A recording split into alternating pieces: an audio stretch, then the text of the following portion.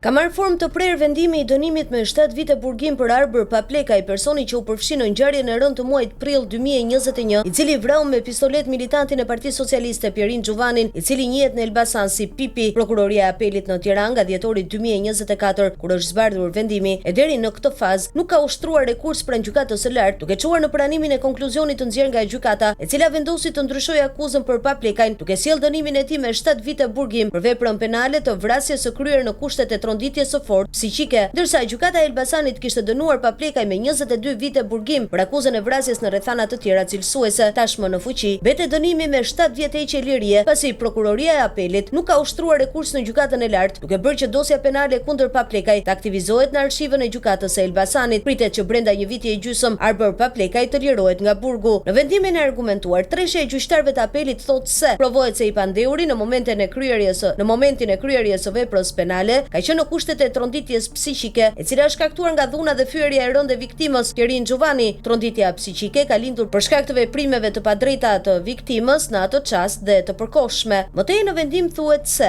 gjatë kozjatjes së kësaj gjendjeje i pandeuri nuk ka pasur kontroll të plotë të veprimeve të tij, pasi vetdia e tij është errësuar dhe ka mbizotruar efekti fiziologjik i shkaktuar si pasojë e veprimeve të viktimës Pierin Xhuvani. Këto argumente gjykata e Apelit Tiranë i mbështet mbi një ekspertim psikiatriko-ligjor të kryer ndaj të pandeurit Arbër Paplekaj, ku psikologët kanë arritur në përfundimin se Paplekaj në momentin e kryerjes së veprës penale ka qenë në gjendje të efektit të gjendjes emocionale jashtëzakonisht të fortë. Ky akt ekspertimi nuk është marrë i besueshëm nga gjykata e Elbasanit, ndërsa nga Apeli i Tiranës u trajtua si i besueshëm dhe i domosdoshëm për ndryshimin e akuzës ndaj Paplekajt. Ekspertimi psikologjik ndaj Paplekaj thotë se kjo gjendje ka lindur papritur dhe vepruar për disa çaste, duke dobësuar veprimtarinë e vendishme intelektuale dhe aftësitë e vetkontrollit, por pa i humbur ato. Por për të qenë më bindës, gjykata e Apelit Tirani është referuar dhe jurisprudencës së gjykatës së lartë, e cila jep një shpjegim mbi verifikimin e afektit psikologjik lidhur me veprën penale, vrasje e kryer në gjendje të tronditjes së fortë psiqike. Dhe sipas shpjegimit të gjykatës së lartë, tronditja e fortë psiqike është efekt fiziologjik shumë i fortë që lind në mënyrë të menjëhershme, të rrufeshme, si pasojë e shkakut provokues, zgjat pak çaste dhe më pas kalon. Gjatë kozjatjes së kësaj gjendjeje, personi konkret nuk ka kontrollin e plotë të veprimeve të tij, pasi vetdia e tij tjetërsohet duke mbizotruar efekti. Mëtej gjykata e Apelit shpreh në vendimin e saj se nga pamjet filmike dhe dëshmitë e dëshmitarëve të pyetur në gjykim, provohet se i pandeuri është sulmuar nga një grup personazh mbi 20 të tillë, të cilët kanë ardhur në mënyrë të papritur në vendngjarje me disa automjete, të organizuar dhe të planifikuar, ku si drejtuesi i grupit identifikohej viktima Pierin Xhuvani. Nga ana e viktimës, i ndjekur nga personat e tjerë, midis tyre edhe Eltion Bodinaku dhe Luan Tabaku, janë ndërmarrë veprime të dhunës dhe fyerjes së rëndë ndaj të pandeurit Paplekaj, duke fyer dhe sharë në drejtim të familjarëve të tij. Provohet se viktima, i ndjeri Pierin Xhuvani, i ndjekur nga persona të tjerë, shtyr me duar dhe ndjek e veçon të pandeurin Arbër Paplekaj, thuhet në vendimin e arsyetuar. Provohet gjithashtu se gjithë ngjarja nga momenti kur ka ardhur grupi i njerëzve me makina deri te goditjet me armë është zhvilluar në një periudhë shumë të shkurtër kohore, prej disa sekondash. Gjithashtu nga kthyrja e vendit të ngjarjes dhe aktet e ekspertimit të realizuara në hetim, si dhe akti i ekspertimit administruar si provë nga përsëritja e shqyrtimit gjyqësor nga gjykata e Apelit, provohet se në vend ngjarje ka pasur edhe 2 qitës të tjerë, të cilët kanë qelluar dhe nuk janë identifikuar ende nga prokuroria. Provohet se njëri prej këtyre 2 qitësve ka qenë në distancë të afërt, jo më tepër se 1 metër me viktimën Pierin Xhuvani, në teshat e të cilit janë gjetur faktor plotësues të qitjes. Këta faktor plotësues janë gjetur edhe në teshat e Eltion Bodinaku dhe Emilian Prenga, të ndodhur shumë pranë viktimës Pierin Xhuvani. Shpreh gjykata e Apelit Tiranë. E njëjta gjykatë rrëzoi dënimin për punonjësit e policisë së Elbasanit, duke deklaruar të pafajshëm Albert Nushin, Nikolaj Pallan, Dedion Durakun, Pollum Biçakun, Erion Ballën, Erion Meçajn, Donald Dedian dhe Besmir Kadion.